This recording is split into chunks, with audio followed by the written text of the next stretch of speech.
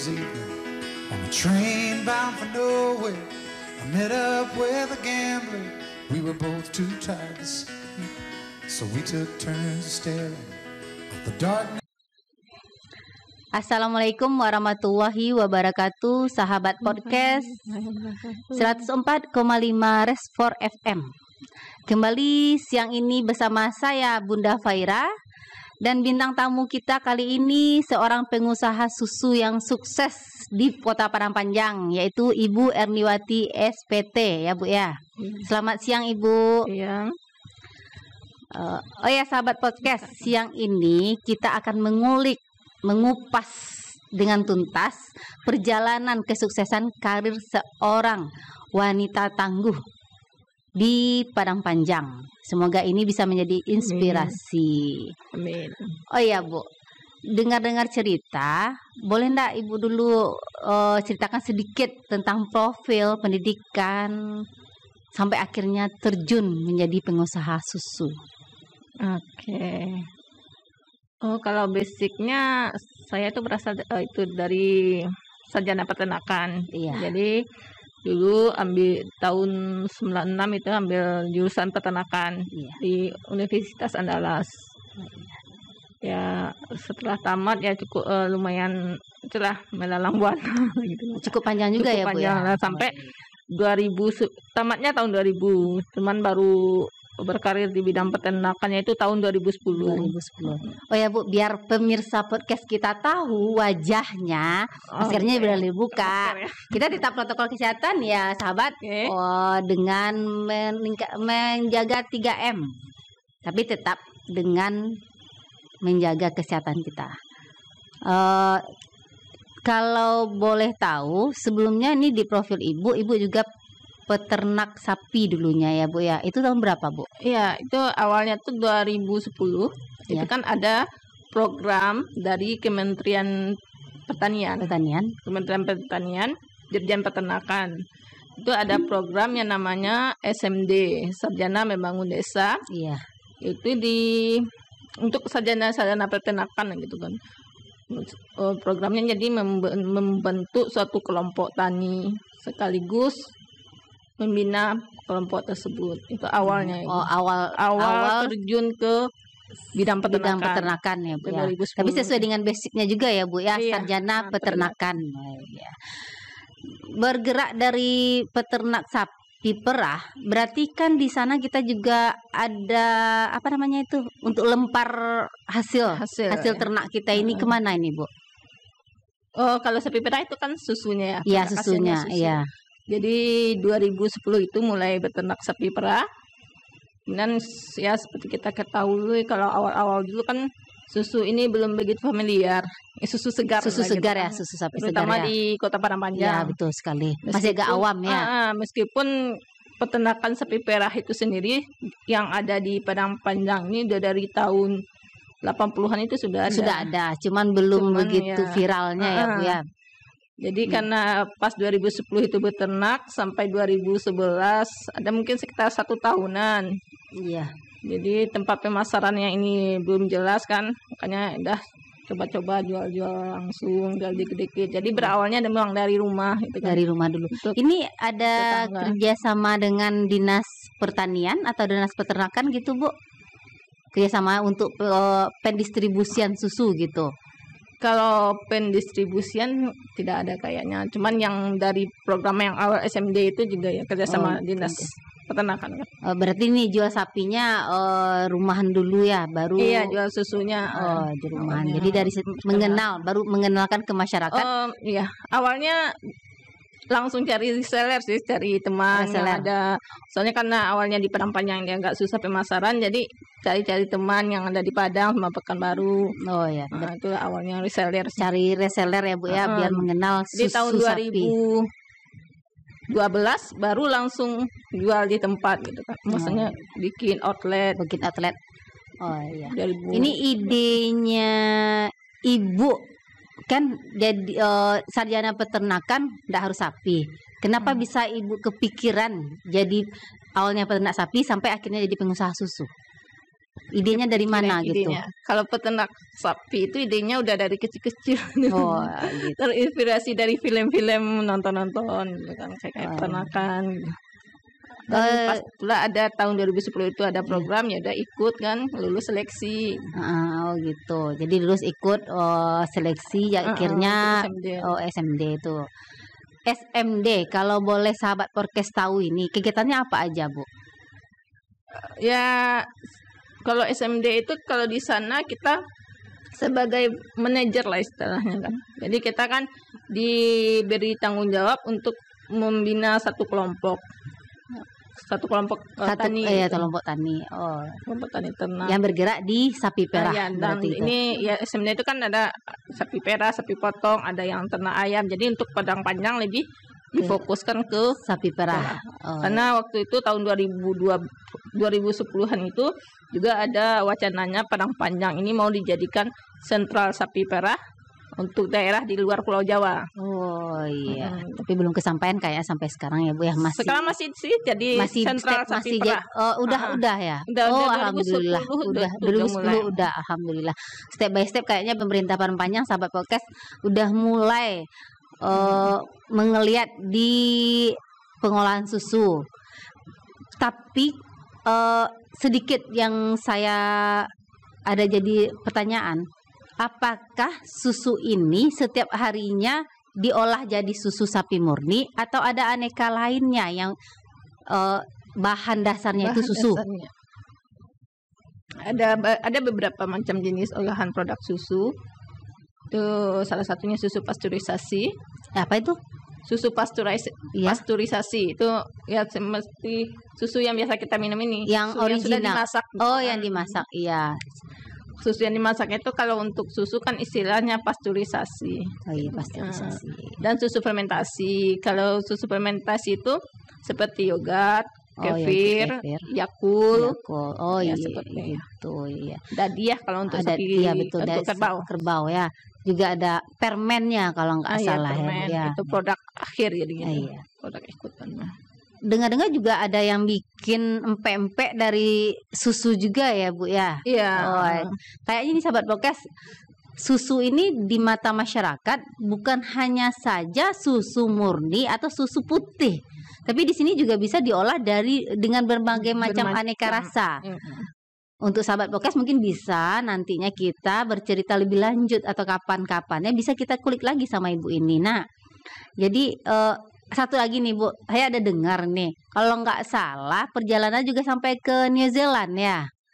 Iya, itu tahun 2013 dulu. Boleh dong diceritakan kenapa Ibu sampai ke New Zealand itu, dalam rangka apa gitu? Jadi 2013 itu ada kerjasama pemerintah Indonesia dengan pemerintah New Zealand, ya, yang disponsori sama PT Fonterra. PT Fonterra itu PT apa namanya? Perusahaan susu terbesar di New Zealand. Di New Zealand, ya. Berarti jadi ada kerjasama itu, kita ikut seleksi juga kan. Ya. Berarti diseleksi juga ya, bukan diutus langsung berarti ya? Bukan, jadi seleksinya dulu kalau dulu itu awal mungkin karena saya angkatan yang pertama ya. Ya, betul. Jadi seleksi itu di Jakarta itu memang full biaya kita sendiri untuk ke sana, untuk maksudnya ke Jakarta. Jakartanya. Nginap, ikut seleksi. Ya, akomodasinya ya Bu ya. Full biaya kita sendiri. Itu seleksi itu 2012 Desember 2012 itu seleksinya. Dinyatakan lulusnya itu awal Februari 2013. 2013 langsung persiapan berkas-berkas, kemudian pertengahan Februari kita berangkat. Di sana kita ada 3 bulan. 3 bulan. Di situnya ngapain aja Bu? Sekolah atau penelitian atau semacam? Beasiswa singkat lah gitu. Beasiswa sekolah. Ya masuk kelas juga teratur. Berarti yang fokusnya lebih ke peternakan sapi perah juga gitu. Peternakan sapi perah dan juga untuk produk olahan seperti pabrik susu ya, mengunjungi pabrik-pabrik juga. Kalau boleh kita membandingkan gimana pengolahan susu di negara orang atau di New Zealand dengan kita di Padang Panjang, apakah udah mulai Padang Panjang mencontoh Kalau untuk pengolahan mungkin sepertinya belum ya. Soalnya di Belum. sana kan udah serba pabrik Mesin ya, sudah mesin. Dan kita di sini masih kebanyakan manual. Ada juga yang semi manual, ada juga. Tapi cukup berbesar hati juga ilmu yang didapat iya. udah bisa kita terapkan juga sedikit demi Iya, sedikit di Padang Panjangnya Bu ya. Dan juga kalau di apakah ini duluan ini daripada ke New Zealand ya, penghargaan yang dari Presiden Jokowi itu semacam penghargaan apa yang Ibu peroleh dari Mungkin bisa Presiden? diralat ya, itu bukan zaman Jokowi pada masa SBY. SBY. Oh, zaman SBY. Oh iya maaf ya, sorry. itu zaman SBY itu Zaman sebelum itu 2012 itu. 2012. Itu penghargaan apa, Bu? Penghargaan dalam rangka ketahanan pangan Nusantara itu. Oh. Jadi nggak tahu juga dapat undangan gitu kan. Ya, Salah dari satu Padang Panjang penghargaan. berapa orang? Satu orang. Satu orang. Waktu itu dari Sumatera Barat, Padang Panjang satu orang. Dari Sejunjung kalau nggak salah. Oh, Tapi berarti Sumatera potong Barat peternak. ada, Padang Panjang mewakili satu orang. Ya. Yang untuk kita kembali kita bahas lagi agak ke atas lagi nih. Yang beasiswa ke New Zealand ini untuk Indonesian khususnya Padang Panjang berapa orang yang diutus atau lulus untuk beasiswa New Zealand ini? Ya, itu mulai angkatan pertama itu 2013 satu orang. 2014 itu ada satu orang juga dari Padang Panjang. Itu Padang Panjang ya.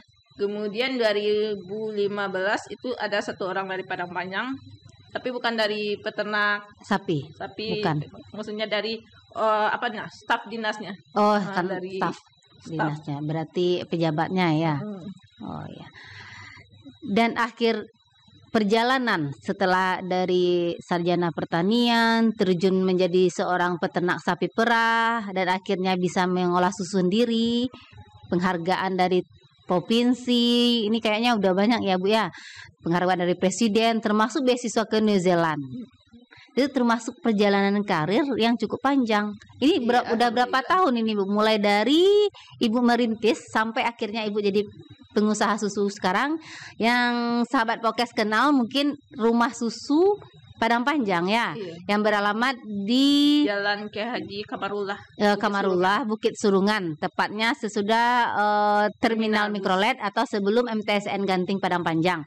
Mungkin buat sahabat podcast yang pengen nyicip minum sambil nyantai, menikmati pemandangan kebun-kebun di sekitarnya itu asri sekali, boleh singgah ke Rumah Susu Padang Panjang. Kemudian Ibu, sebelumnya kalau boleh saya tahu, apakah langsung Ibu terjun di Rumah Susu atau perjalanannya sebelum bisa menjadi CEO ya di Rumah Susu?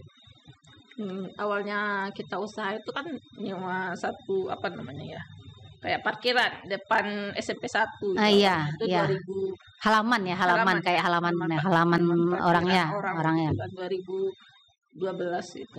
Ya, Ada di 2012. sana ada 1 tahunan karena ya di sana kan cuman lahan parkiran tanpa ada tenda gitu ya, atau jadi lahan parkiran kita taruh tenda. Tenda pakai kayak outlet ya. Iya, karena Padang Panjang ini kan hujan-hujan Ya, jadi kan hujan-hujan. susah lah gitu jadinya. Kemudian habis kembali kemudian ke New Zealand, balik dari New Zealand kita cari tempat yang Strategis lagi. yang kayak kedai kecil lah waktu Ya, itu kan, betul. kedai kecil Ya. kita di Kampung Jambak, kemudian pindah. Adalah beberapa kali 3 kali pindah lah, 3 tempat Iya, sebelum ke Rumah Susu ini. sampai ke. Ya kalau Rumah Susu ini tahun berapa, Bu? Rumah Susu Maret 2015 itu. Maret 2015. Sekarang udah 2021. Udah 5,5 tahun ya perjalanan. 5 tahun 3 bulan. Iya, lumayan. 5 tahun 3 bulan cukup panjang sekali. Pesan Ibu nih buat masyarakat Padang Panjang apa kira-kira? Pesannya kalau terutama itu cintailah produk lokal ya. Nah, cintai produk lokal ya. Ya belajarlah untuk mengkonsumsi susu bagaimanapun susu segar, apalagi di kota kita kan iya. lebih bagus lah ketimbang kita beli produk luar seperti susu pabrikan ya. Oh iya, sangat jelas bagus kandungan apalagi gizinya buat kesehatan ya Ibu ya. kesehatan di masa pandemi Masa pandemi kan. ini. Kira-kira ada nggak Bu kiat-kiat menjadi seorang yang sukses dalam berbisnis? Untuk itu ya, susu sapi ya. Boleh ya, khususnya susu sapi ya, Mungkin nggak apa-apa. kalau ada yang mau berusaha di bidang bisnis lah kan, Ya. untuk bidang susu sapi segar ini, itu sepertinya modal kita tidak butuh modal yang banyak. Untuk awal mungkin kita bisa ya dari rumah gitu kan. Door to door ya. Door to door. Maksudnya kita mengolah. Kita olah di bisa rumah, dulu. kita distribusikan dulu dari rumah ke rumah ya, mengenalkan ke masyarakat ya. Ya, distribusikan. Apalagi zaman sekarang udah ada sosmed kan, jadi lebih gampang Lebih untuk gampang. mempromosikan. Online ya Bu ya, sekarang Iya. udah zamannya Nggak harus dari Android. mulut ke mulut, cuman quick udah berapa. Ya nyampe lagi kan, pesan Lebih nyampe. gampang sepertinya. Oh, Sepertinya. sepertinya lebih memudahkan Ya, customer dan juga kita yang mendistribusikan. Iya. Kira-kira sekarang kan kita udah bahas perjalanannya, sukanya, dukanya kira-kira apa, Bu? Mungkin di sana ada dukanya mungkin. Dukanya sih banyak.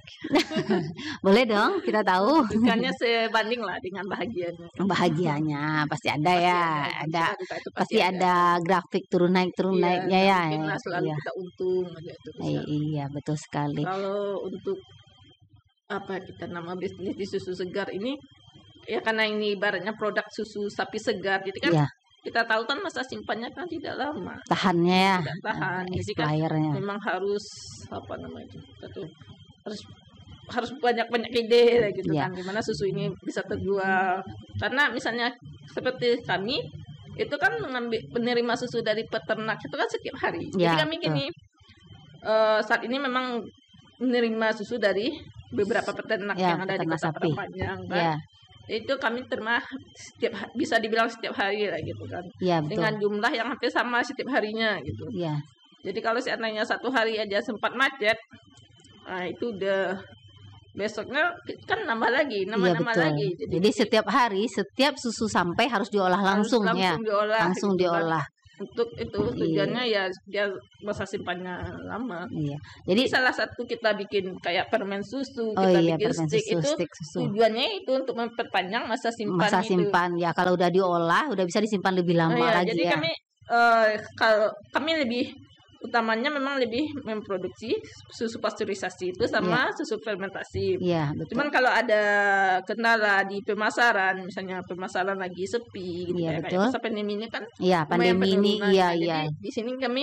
bikinnya permen susu, bikin stick. Jadi susu itu tetap bisa tersimpan Bisa lebih tersimpan, bisa dimanfaatkan, juga tidak merugikan kita juga ya Bu ya. Oh iya, gitulah Pak sahabat podcast bincang-bincang kita sama narasumber kita, Ibu Erniwati SPT, CEO Rumah Susu Padang Panjang. Semoga di zaman yang sedang pandemik ini tidak menyurutkan hati masyarakat untuk selalu minum susu agar sehat, menghindari kita juga dari COVID-19 ya Bu ya. Ya, untuk bisa Meningkatkan daya tubuh, imun tubuh kita ya, imun tubuh kita.